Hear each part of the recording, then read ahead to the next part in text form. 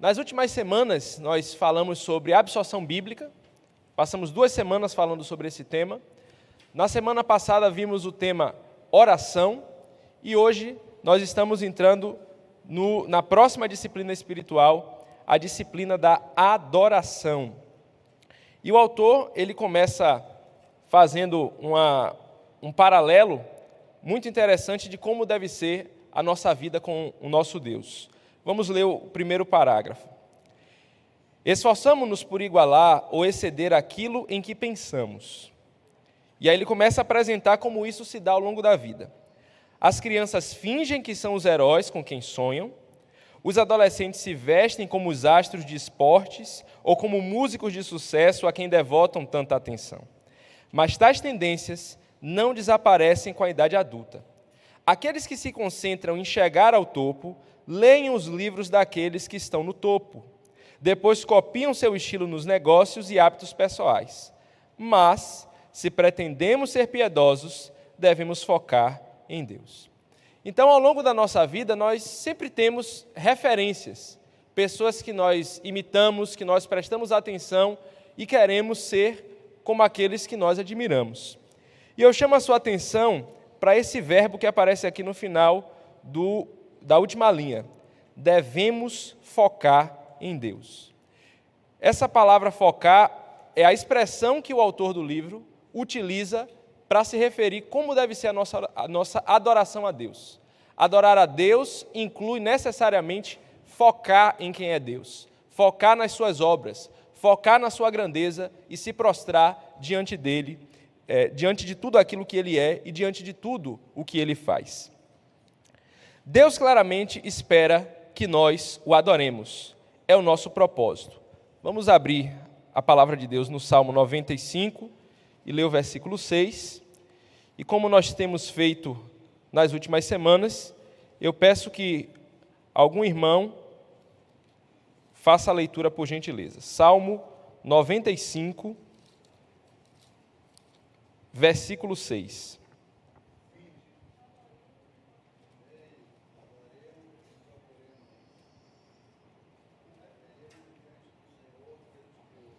Amém. Então, meus queridos, o salmista utiliza essa expressão no imperativo. Vinde, adoremos e prostremos, ajoelhemos diante do Senhor que nos criou. Então, aqui nesse texto, o motivo que nós devemos adorar, nos prostrar e nos ajoelhar diante do Senhor é o fato dele ser o nosso Criador. E isso aponta para o livro de Gênesis, que apresenta como Deus criou os seres humanos e qual foi esse propósito da criação. Deus nos criou para a sua glória. Deus nos criou para eternamente o exaltarmos, o adorarmos, o bendizermos. E isso traz, irmãos, uma implicação muito importante do que é ser humano, do que é ser gente. Nós só experimentamos verdadeiramente o que é ser humano, o que é ser gente, o que é desfrutar da imagem e semelhança de Deus que há em nós quando estamos prostrados e adoramos a Deus. Nós só experimentamos verdadeiramente a humanidade tendo comunhão com Deus e adorando a Deus. Se nós não fazemos isso, nós não conhecemos plenamente o que é ser humano, o que é ser gente. A piedade sem adoração a Deus é impensável. Donald Whitney traz uma definição para a adoração. Adorar a Deus é atribuir a Ele o devido valor, magnificar a sua dignidade de louvor, ou melhor, aproximar-se e referir-se a Deus, porque Ele é digno. Como Deus Santo e Todo-Poderoso, o Criador e sustentador do universo, o juiz soberano a quem devemos dar contas, Ele é digno de todo mérito e honra que possamos dar a Ele, e infinitamente mais. Quanto mais focamos em Deus, note aí o verbo focar, quanto mais focamos em Deus, mais entendemos e apreciamos a sua dignidade. Quando a entendemos e apreciamos, torna-se inevitável reagir a Ele. Vou fazer uma pequena pausa aqui nesse ponto. Então, o que é que nós aprendemos até aqui? Aprendemos que para nós cultivarmos uma vida piedosa, uma vida que agrade a Deus, uma vida disciplinada espiritualmente, é necessário cultivarmos a disciplina da adoração. E essa disciplina, ela se dá pelo contemplar a Deus, por focar na pessoa de Deus, por focar na sua grandeza, nos seus atributos, nos seus atos soberanos. Então, quando temos comunhão com Deus, através da oração, através da absorção bíblica, nós conseguimos adorar e desfrutar quem é esse Deus. A nossa adoração, irmãos, ela é deficiente quando nós não focamos na pessoa de Deus e nos seus atos. Por que muitos de nós têm essa dificuldade em adorar a Deus? Porque temos dificuldade em cultivar as outras disciplinas espirituais. Em uma das EBDs, eu sinalizei para os irmãos que as disciplinas espirituais que nós iríamos tratar depois da absorção bíblica são uma dependente da outra. O modo como você ora, o modo como você trata as Escrituras, ouvindo, lendo, meditando, memorizando e aplicando na sua vida, isso trará implicações para o modo como você adora a Deus. E aí ele continua: quando entendemos e apreciamos, torna-se inevitável reagir a Ele. Muitas vezes a gente pode se perguntar como é que os anjos conseguem adorar a Deus de eternidade em eternidade sem se cansar. A gente vê lá trechos do livro do profeta Isaías, Isaías capítulo 6, onde os querubins adoram a Deus de dia e de noite, clamando santo, santo, santo é o Senhor. Lá em Apocalipse vemos a mesma coisa, os 4 seres viventes adorando o Senhor eternamente. E nós, nas nossas limitações, nos perguntamos como é que pode alguém adorar eternamente. Esse será o nosso destino eterno, adorar a Deus eternamente. Como é que a gente vai fazer isso sem se cansar? Como é que não vai ter outra coisa que a gente tenha interesse de fazer? Querer descansar um pouquinho da adoração e fazer uma outra atividade. Porque quando nós focamos em Deus, irmãos, é inevitável não adorá-lo. Quando estamos diante de alguém tão grandioso como Deus, não tem como nós não nos prostrarmos e não reconhecermos a nossa pequenez. Na semana passada, eu dei o exemplo das belezas naturais lá na Chapada Diamantina. Quando você vê algo tão grande, não tem como você não contemplar, não tem como você não admirar. Quando você vai no pôr do sol, aqui no Farol da Barra, e as pessoas praticamente são direcionadas como se um imã puxasse ali para aquele farol, e todos se sentam para ver aquele espetáculo daquele pôr do sol, e muitos até aplaudem, né? Erroneamente, porque a gente não deve aplaudir a criatura, a gente deve aplaudir o Criador que faz aquele sol se pôr, aquele espetáculo. Mas isso mostra, irmãos, de forma imperfeita, como é a adoração àquele que é maior do que todas as coisas.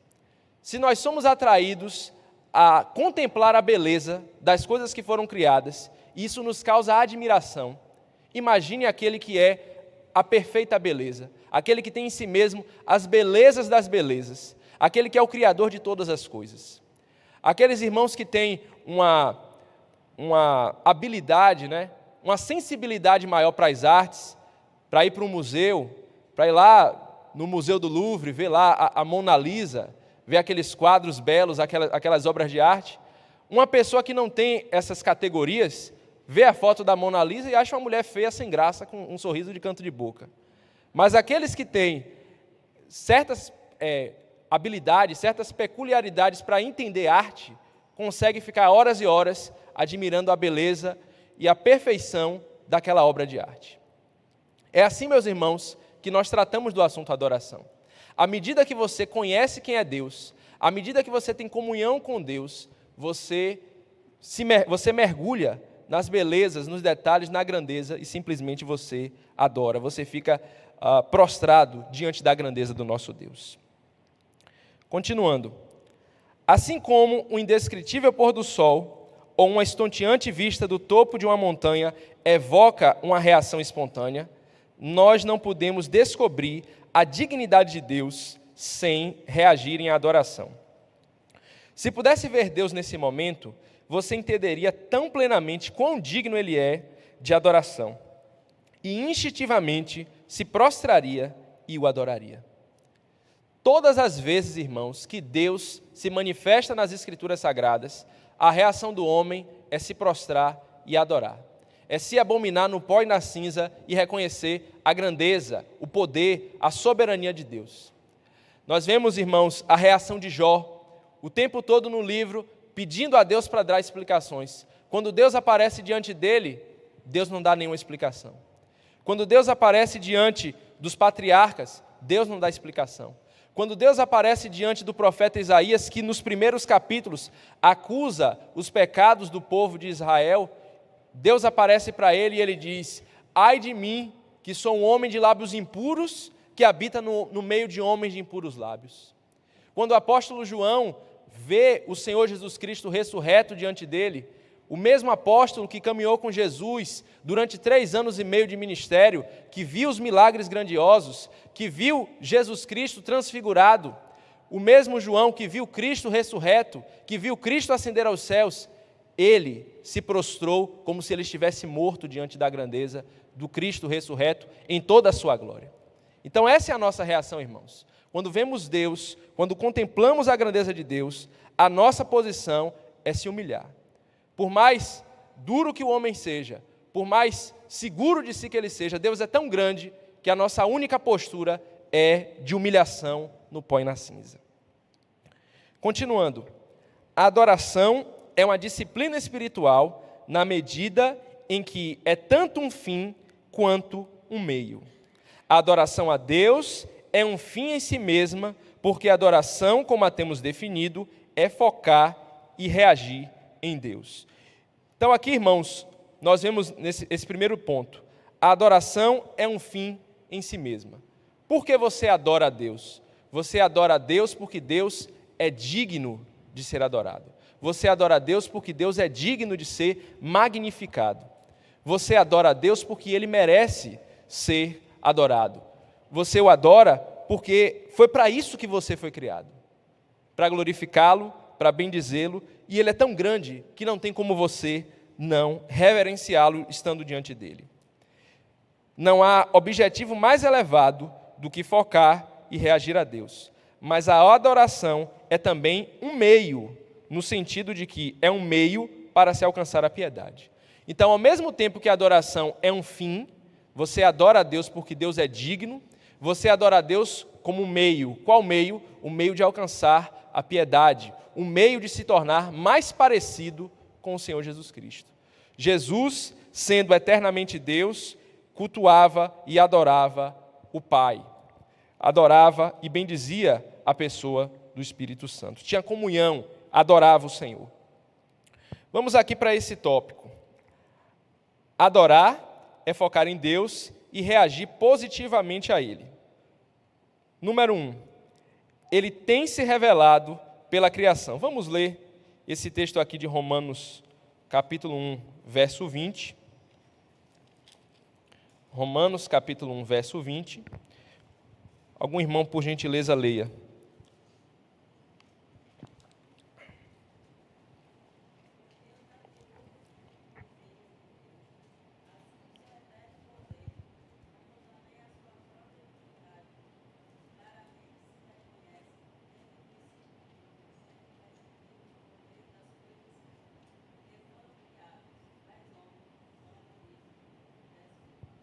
Amém. Nesse trecho da carta de Paulo aos Romanos, ele vem apresentando o modo como Deus, na história humana, tem se revelado às suas criaturas. Essa expressão, irmãos, dentro da teologia, os teólogos chamam isso de revelação geral. Quando nós falamos em revelação geral, queremos dizer que Deus, em todas as épocas, para todos os povos, Ele se deu a conhecer por meio das coisas que foram criadas. Deus se deu a conhecer aos homens por meio da natureza. Deus se deu a conhecer aos homens por meio da sua consciência. Deus se deu a conhecer aos homens por meio de uma lei que existe no nosso coração e nos dá essa certeza do certo e do errado. Em todas as culturas, existe, em determinada proporção a mais ou a menos, esse senso do certo e errado. Independente da tribo, independente do local onde você vá, da sociedade mais primitiva à sociedade mais desenvolvida, roubar sempre é visto como algo negativo. Nunca é visto como algo positivo, por exemplo. Isso são traços, irmãos, distintivos da imagem e semelhança de Deus nas suas criaturas. Valores que Deus colocou nas suas criaturas e que, na sua própria consciência, temos essa convicção de que isso é errado.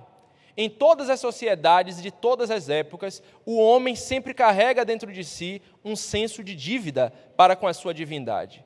O homem sempre carrega aquele senso de que ele precisa fazer alguma coisa para poder apaziguar a sua relação com a divindade. Isso também pode incluir um sacrifício, pode incluir matar animais, crianças, se oferecer como sacrifício, oferecer alimentos como sacrifício. Enfim, o homem sempre tem essa consciência de que ele está numa posição que ele precisa ser propício à divindade. E essa realidade, meus irmãos, aponta para essa revelação geral. Quando nós vemos a grandeza da criação, nós vemos que essa criação ela não é criada espontaneamente. O ateísmo não é uma coisa natural. O ateísmo é uma condição do coração que se nega a enxergar a grandeza de todas as coisas. É claro que a revelação geral, ela não mostra que o Deus Criador de todas as coisas é Pai, é Filho e é Espírito Santo, e Cristo veio para cumprir uma obra, para resolver esses problemas que tentamos apaziguar. A revelação geral, ela é insuficiente. A revelação geral, irmãos, não tem o propósito de salvar. A revelação geral não tem o propósito de perdoar o índio que está no mato. A revelação geral, como diz o texto, torna o homem indesculpável. Então, irmãos, Deus tem se revelado por meio da sua criação. E quando nós estamos diante da criação de Deus, nós devemos o adorar pelas belezas que Ele criou, pela grandeza daquilo que Ele fez. E ao contemplarmos passagens como, por exemplo, o livro dos Salmos, onde apresenta vastamente as belezas da criação, nós encontramos um equilíbrio de como deve ser a nossa relação com as coisas que foram criadas. Nós amamos a natureza, nós nos sentimos bem estando num lugar bonito, num local agradável, temos uma sensação de paz, mas a nossa adoração deve ser àquele que é o Criador da natureza, né? Aquele que é o Criador de todas as coisas. Tópico 2. Deus tem revelado a si mesmo perfeitamente por sua palavra, a Bíblia. Vamos abrir aqui nessa primeira parte.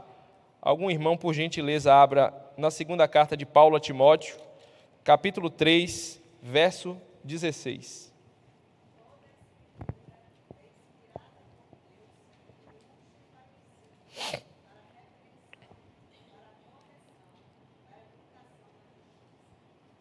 Amém. Então aqui a gente vê, irmãos, que Deus não se revelou apenas por meio das coisas que foram criadas. Deus se revelou também de uma maneira especial. É o que os teólogos chamam de revelação especial. E essa revelação especial se deu pela a Escritura Sagrada. Vamos agora para 2 Pedro, antes da gente ir para outra forma como Deus se revelou. Segunda carta de Pedro, capítulo 1, verso 20 e 21. Outra pessoa, por gentileza.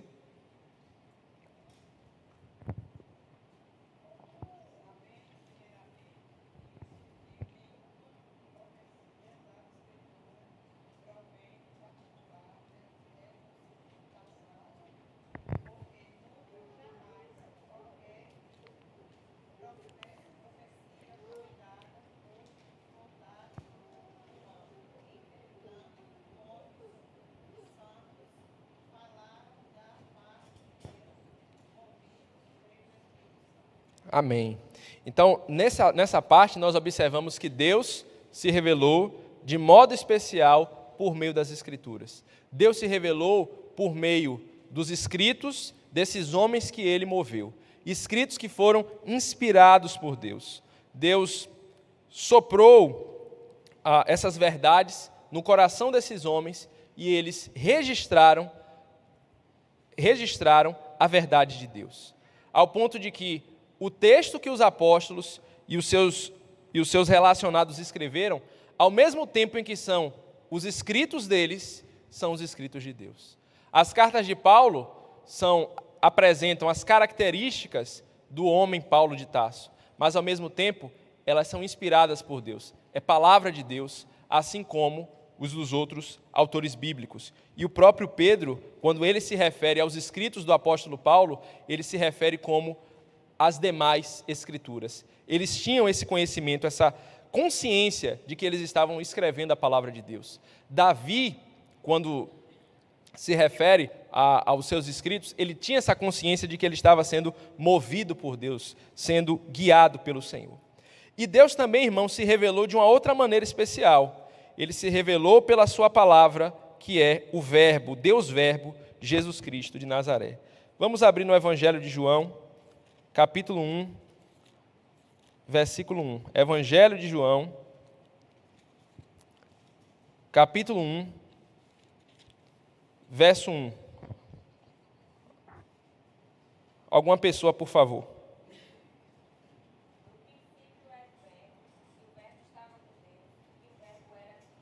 Amém. Hebreus, capítulo 1, verso 1 e 2.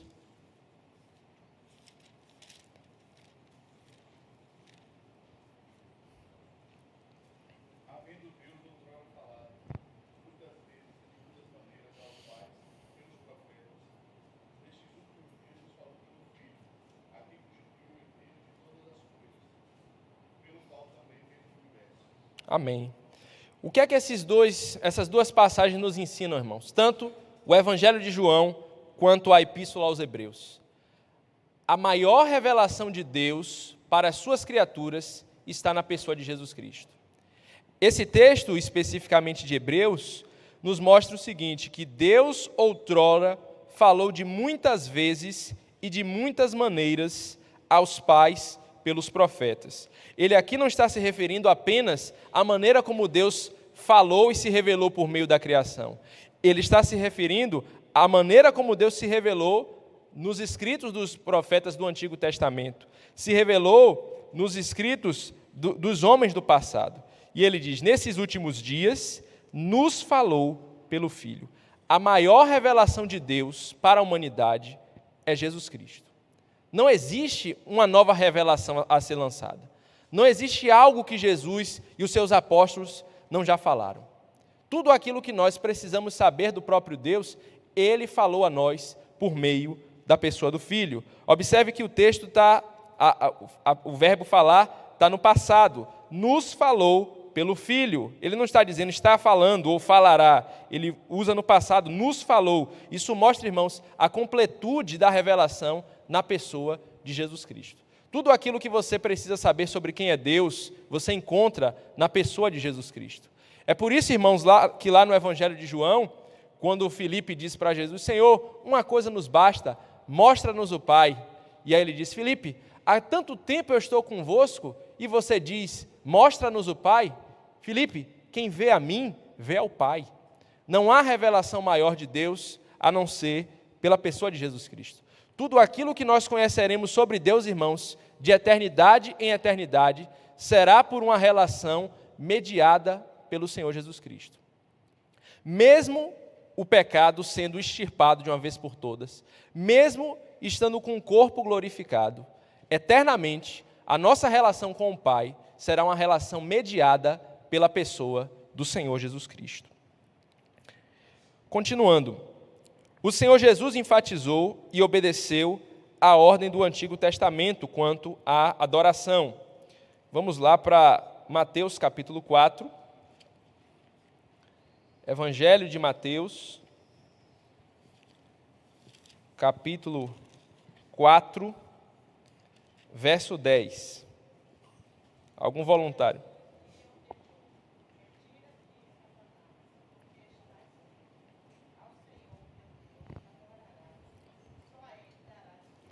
Amém. Aqui o contexto da passagem, os irmãos conhecem muito bem. É a passagem onde Jesus está sendo tentado no deserto por Satanás. E nós observamos que Jesus, passando 40 dias e 40 noites em jejum, fraco fisicamente e emocionalmente por conta da situação que ele estava passando e sendo tentado pelo diabo, Jesus venceu Satanás no deserto através da palavra de Deus. Então, Jesus Cristo utilizou das disciplinas espirituais que nós temos tratado aqui, a absorção bíblica, a vida de oração, e aqui nesse determinado momento de fragilidade e de luta com o inimigo das nossas almas, o Senhor diz: porque está escrito, ao Senhor teu Deus adorarás e só a Ele darás culto. Satanás fez uma proposta a Jesus e Jesus recusa, porque ele entende que só mesmo o nosso Deus é digno de ser adorado, é digno de ser cultuado. Então nós vemos, irmãos, tanto que Deus deve ser cultuado por causa da sua revelação geral, Deus deve ser cultuado por causa da sua revelação especial nas Escrituras e na pessoa de Jesus Cristo. E o próprio Cristo, estando encarnado, vindo até nós como um ser humano, ele se comportou como um adorador do Pai. E essa deve ser a postura de todos nós que queremos andar assim como ele andou. Ele ensinou que é possível praticar uma adoração vã. Caminhe comigo um pouquinho para o capítulo 15 e leia o versículo 8 e 9, algum voluntário, por favor.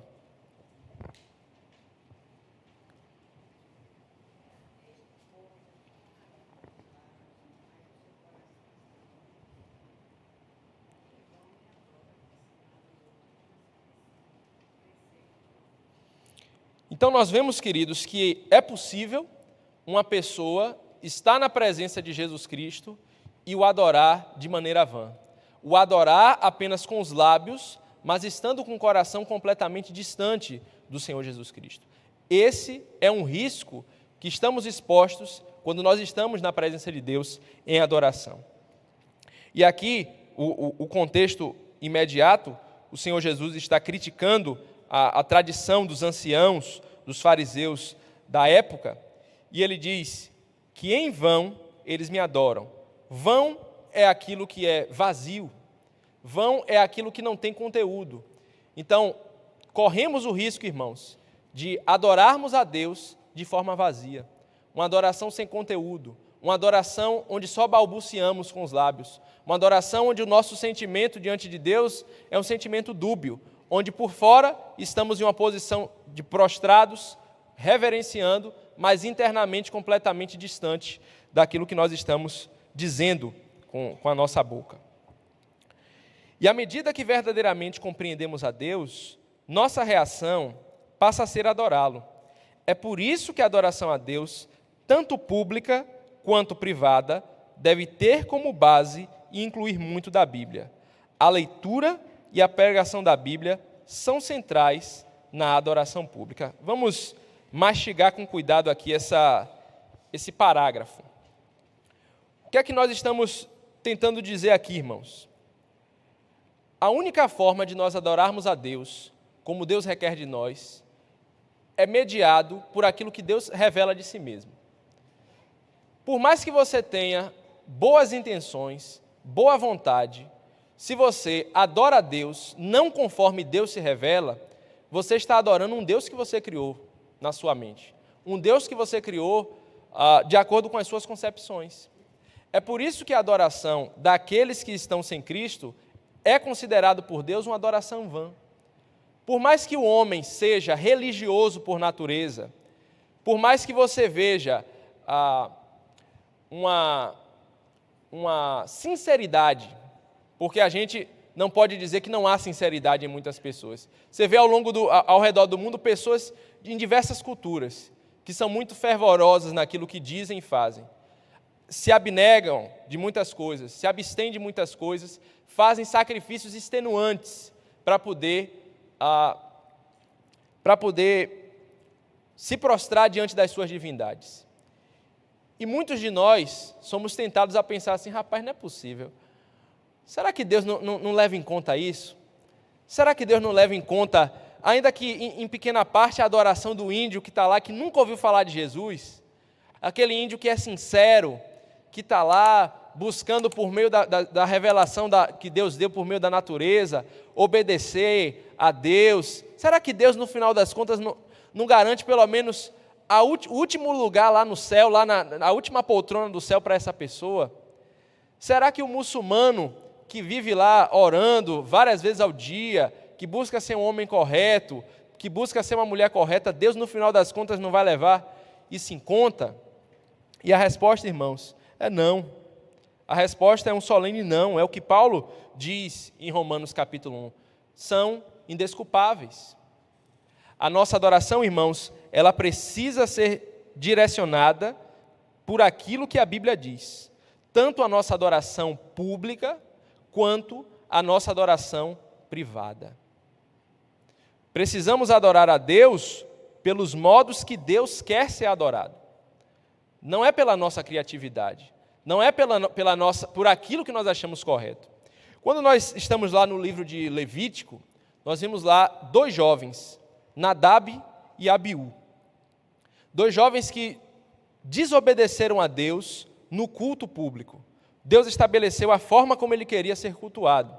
Olha, vocês devem fazer assim, o culto tem que ser dessa forma. Logo após, irmãos, que eles são consagrados e estabelecidos como sacerdotes, que eles eram levitas, eles pegam um material que Deus não havia estabelecido e eles colocam para queimar diante de Deus. E o texto bíblico diz que eles foram fulminados, eles foram mortos na presença de Deus porque eles desobedeceram a Deus, não cumpriram aquilo que Deus requereu deles para o culto. Caminhando um pouco mais, chegando lá no tempo do rei Davi, nós temos a história de um outro homem, um rapaz que estava junto com Davi e o cortejo, levando a Arca da Aliança para a cidade. E o texto bíblico diz que em um determinado momento, o carro que levava a Arca da Aliança tombou, a arca ia cair.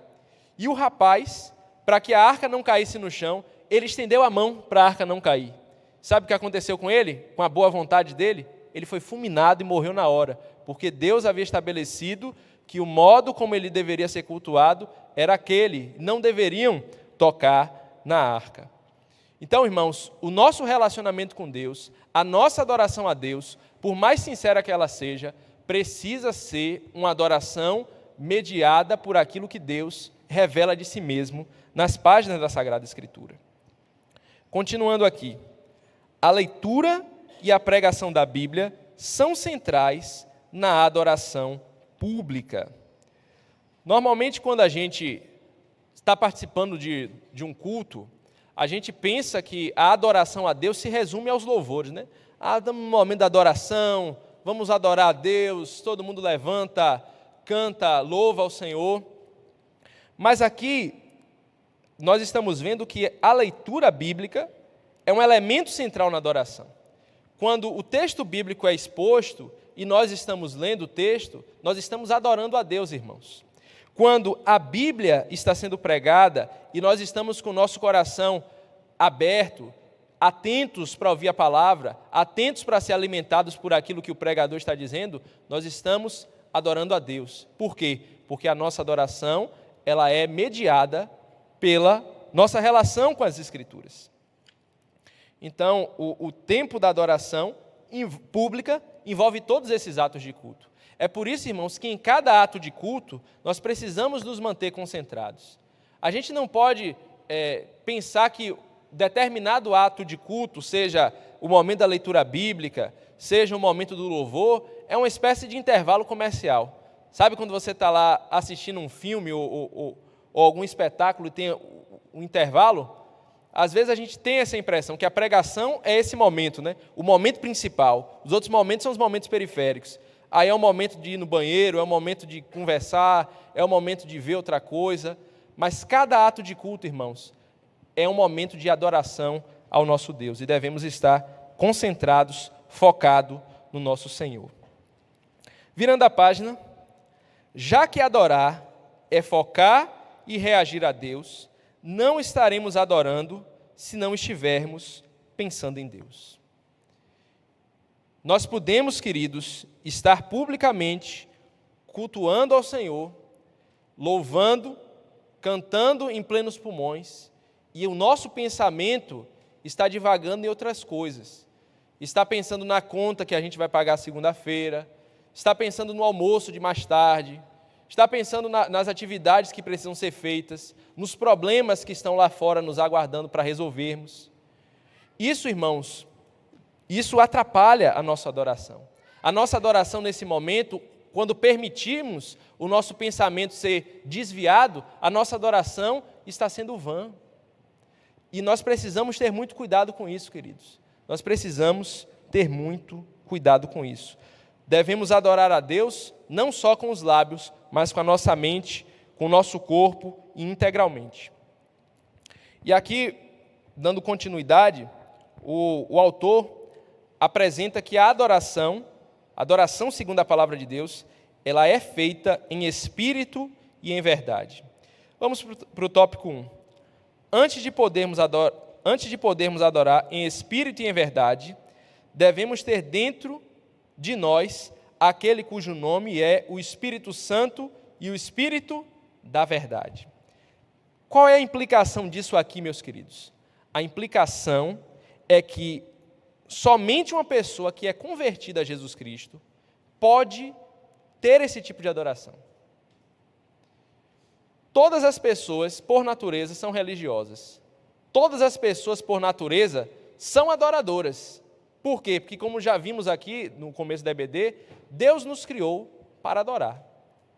Se você não adora a Deus, você vai adorar você vai adorar a sua família, você vai adorar a ciência, você vai adorar qualquer coisa, mas você vai ser um adorador. Para que nós sejamos um adorador do Deus das Escrituras, verdadeiramente precisamos ser convertidos. Precisamos ter em nós o Espírito Santo da verdade. Mais uma vez, além de ser convertido, precisamos das Escrituras, porque as Escrituras são inspiradas pelo Espírito Santo da verdade. Devemos adorar a Deus em espírito e em verdade. Tópico 2. O equilíbrio da adoração em espírito é adorar em verdade. Devemos adorar de acordo com as verdades das Escrituras.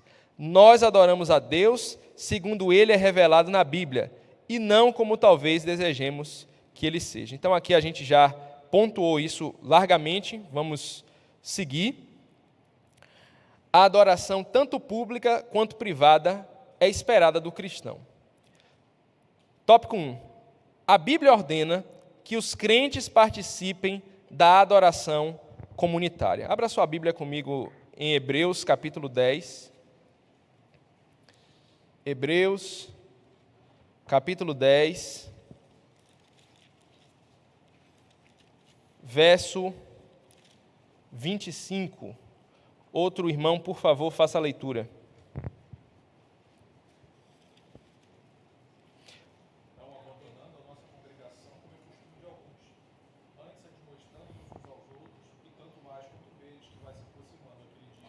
Amém. Queridos, o livro de Hebreus, a carta do autor de Hebreus, tem um propósito de estimular aqueles crentes que saíram do judaísmo, que foram para o cristianismo, e estavam querendo se voltar novamente para os rudimentos do judaísmo. E dentre as admoestações do autor de Hebreus, ele diz que os irmãos não deveriam deixar de congregar. E ele diz que esse era o costume de alguns. Algumas pessoas estavam deixando, meus queridos, de estar com os irmãos em congregação solene. Isso aponta, meus queridos, para a forma como a Bíblia estabelece que é um dos elementos da adoração. A adoração cristã, ela é tanto pública quanto privada. E nesse tempo pós-pandêmico, nós temos muito essa tendência, né? Hoje, com o advento da internet, com o advento das transmissões ao vivo, onde podemos a qualquer momento assistir uma pregação e estar em qualquer lugar ao mesmo tempo, né? A gente tem esse risco. E nós devemos, irmãos, lembrar disso. Por mais que hoje haja algumas linhas de pensamento que tentam dizer, não, é porque é o culto online. Eu tenho uma séria dificuldade com essa expressão, culto online, porque é uma expressão que a gente não vê na Bíblia. Quando o autor bíblico, ele fala do congregar, ele está pensando nos irmãos reunidos. Congregar aqui não é todo mundo entrar na live ao mesmo tempo e interagir junto. Congregar aqui no texto, o autor está falando realmente disso. Está todo mundo no mesmo lugar, reunido, tendo comunhão, um cuidando do outro, um dando uma palavra ao outro. Esse é um dos elementos da nossa vida em adoração a Deus. E ele continua: o cristianismo não é uma religião isolacionista. Todas essas passagens aqui, irmãos, 1 Coríntios 12, Efésios capítulo 2, verso 19 e 21, são passagens que apontam para figuras que a Bíblia utiliza para se referir à igreja. A igreja, irmãos, nunca é referida de forma isolada. A linguagem que a Bíblia traz para se referir à igreja sempre é a ideia de grupo. A igreja é chamada de corpo, a ideia de muitos membros reunidos em um único lugar. Nós somos chamados de rebanho de Deus. Nós somos chamados de casa, onde os tijolos são reunidos. Então, todas as figuras que a Bíblia utiliza para se referir à igreja, sempre é pensando em uma linguagem plural. Por que é importante isso, irmãos? Porque dentro do pensamento evangélico brasileiro, tem essa ideia de que eu estou aqui porque eu tenho a minha comunhão com Deus. É o meu relacionamento com Deus. Então há essa confusão da minha vida em adoração privada e a minha vida em adoração comunitária, ao ponto de que as pessoas não interagem umas com as outras, não se relacionam umas com as outras, porque estou aqui eu e Deus, é o meu relacionamento eu e Deus. Isso é prejudicial e isso não tem respaldo naquilo que a Bíblia diz sobre adoração pública. Segundo lugar, por outro lado, não importa quão satisfatória ou suficiente nossa celebração de adoração pública pareça ser, há experiências com Deus que Ele concede somente em uma adoração privada. Vamos abrir essa passagem, Lucas capítulo 5. Lucas capítulo 5.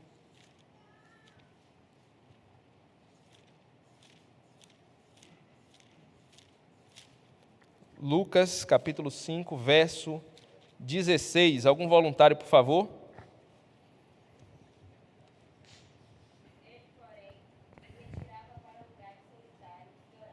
Amém. Que é uma passagem que se refere ao Senhor Jesus Cristo.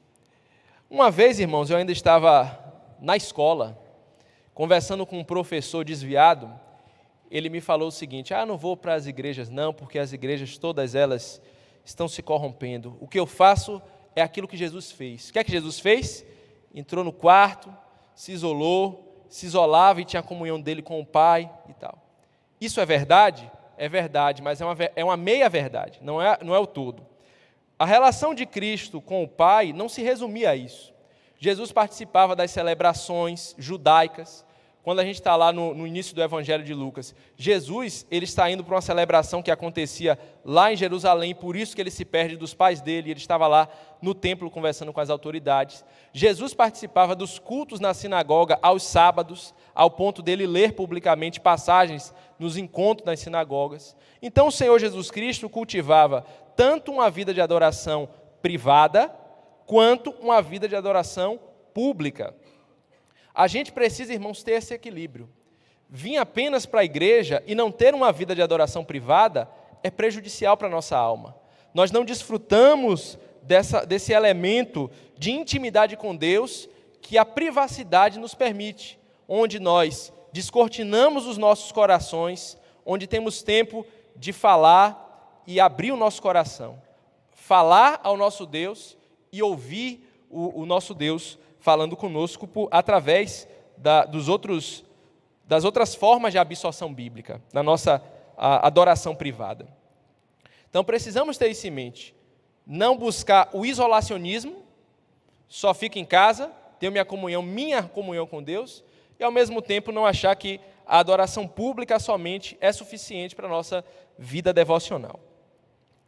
Chegando nesse ponto da escola bíblica, Eu gostaria de trazer algumas palavras que o autor traz para aquelas pessoas que estão desanimadas em sua vida de adoração.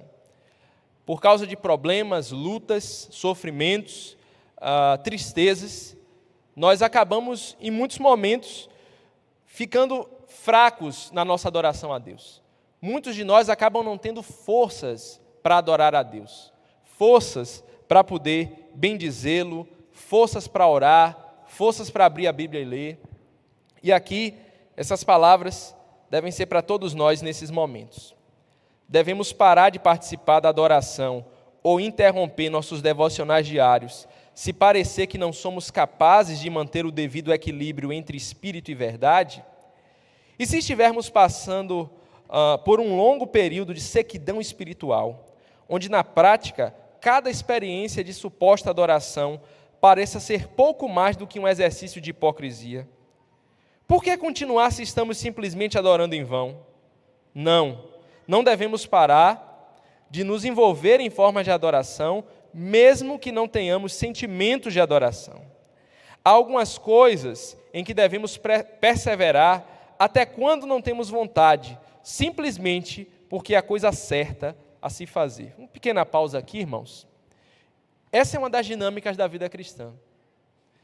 O nosso desejo, irmãos, quando nós oramos, quando abrimos a Bíblia e lemos, quando estamos domingo após domingo nos cultos, é sentir Deus falando conosco, sentir a presença de Deus, sentir que Deus está conosco, sentir algo diferente, uma sensação do amor de Deus, uma alegria especial, que seja um arrepio, alguma coisa. Todos nós temos esse desejo de ler a Bíblia e saber, rapaz, Deus está falando comigo aqui nesse texto, aquilo que o pastor está dizendo, isso Deus está me incomodando, é realmente isso faz todo sentido na minha vida.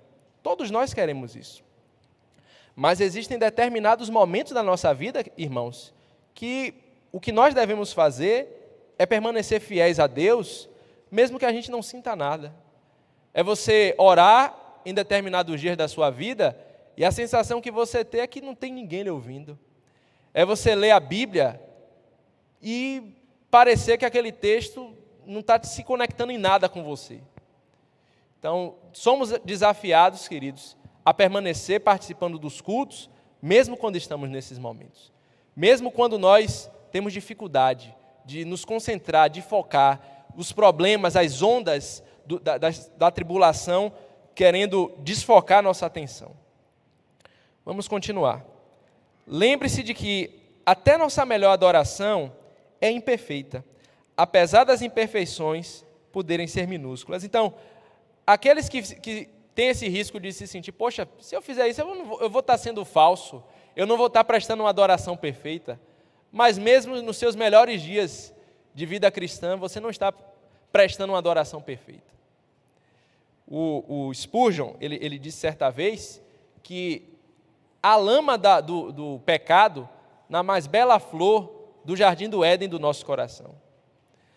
As nossas mais belas obras, os nossos mais puros gestos de adoração, eles são tocados com as digitais do pecado, irmãos. Por mais que cultivamos todo o desejo de cultuar a Deus perfeitamente, o nosso coração é dividido, o nosso coração é pecaminoso, e nós devemos lembrar disso e perseverar na nossa comunhão com o Senhor. Continuando. Entretanto, não defendemos a cessação da adoração nessas ocasiões por ela ser, de alguma forma, falha. E mais importante, é provável que a restauração da alegria e da liberdade da adoração aconteça no contexto da adoração. As pessoas muitas vezes me dizem que não sentiam vontade de ir à igreja em determinada ocasião, mas algo aconteceu durante o culto que os renovou e restaurou sua perspectiva espiritual. Todo crente deve cruzar alguns desertos espirituais em sua peregrinação à cidade celestial. Alguns lugares áridos podem ser atravessados em 1 hora ou em alguns dias. Ocasionalmente, contudo, você pode ter que viajar por semanas com a alma quase definhada. Insista na adoração. Então aqui ele traz alguns paralelos que vemos lá naquele livro de John Bunyan, O Peregrino, onde o cristão ele está indo em direção à cidade celestial. E nessa jornada para a cidade celestial, ele vai passando por vários desafios. Ele vai passando por várias lutas, por várias provações. E é assim que acontece a nossa peregrinação rumo à cidade celestial. Perseverar mesmo em meio àqueles tempos áridos. Esse é o nosso chamado. Devemos perseverar em adoração e, muito provavelmente, em momentos em comunhão pública com o povo de Deus, com os nossos irmãos, consolando uns aos outros, admoestando uns aos outros, como Paulo diz aos Efésios, Deus opera, ministra o nosso coração e mudanças no nosso ser acontecem por essas realidades espirituais. Concluindo nossa EBD, não podemos esperar que a adoração flua de nossos lábios no dia do Senhor se a mantemos encerrada em nossos corações durante toda a semana. Então a gente finaliza traçando mais uma vez aquele paralelo, no equilíbrio na adoração pública e adoração privada. Amém? Vamos orar.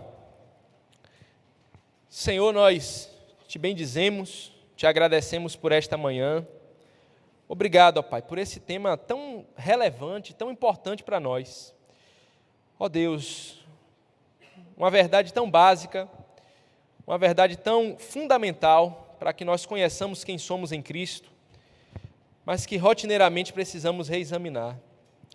Ó Deus, nos faz, ó Pai, verdadeiros adoradores, adoradores que te adoram em espírito e em verdade. Perdoa, Senhor, as nossas fraquezas. Perdoa, ó Deus, porque em muitos momentos a nossa adoração é dividida. Divagamos o pensamento enquanto estamos te adorando. Não nos entregamos plenamente diante de Ti e te pedimos perdão por isso. Te pedimos perdão, ó Deus, porque nós não estamos, ó Deus, na nossa adoração privada como deveríamos estar. Te pedimos perdão porque nós não estamos na nossa adoração pública como nós deveríamos estar. E pedimos, ó Pai, que o Senhor supra as nossas limitações, nos dê poder do Espírito Santo, pelos méritos de Cristo Jesus. Faça em nós, ó Pai, aquilo que nós não temos condições de fazer. Abra nossos olhos, Senhor. Quebrante nossos corações, nos dê clareza, nos dê alegria na Tua presença, nos dê alegria com o Teu povo, mesmo em meio, ó Pai, às nossas lutas, mesmo em meio aos desertos que frequentemente atravessamos na nossa jornada rumo à cidade celestial. Te pedimos que por meio desses companheiros de jornada que nós temos, ó Pai, no meio do Teu povo, possamos prosseguir como peregrinos nessa terra. Pedimos que o Senhor nos fortaleça, para que imitemos o nosso Senhor Jesus na nossa vida privada. O nosso desejo é Te conhecer, o nosso desejo é prosseguir em Te conhecer, é ter comunhão verdadeira com Cristo, é mergulhar, ó Deus, na profundidade do Senhor. Nos dá, Senhor, uma vida espiritual frutífera. Nos dá uma vida piedosa, Senhor. Nos dá uma vida que reflita a Cristo. Ó Deus, faça isso. Faça isso. O nosso objetivo de estarmos aqui nesta manhã é porque nós estamos buscando ser parecidos com Cristo. Nós estamos aqui porque nós queremos Te adorar. Nós estamos aqui porque precisamos de Ti. Nós estamos aqui, ó Deus, porque só faz sentido viver na Tua presença, porque foi por isso que o Senhor nos criou. Nos dá, ó Deus, um dia de plena adoração a Ti e nos fortaleça que cada ato de culto que vai se seguir de agora em diante seja para a Tua glória. Em nome de Jesus. Amém.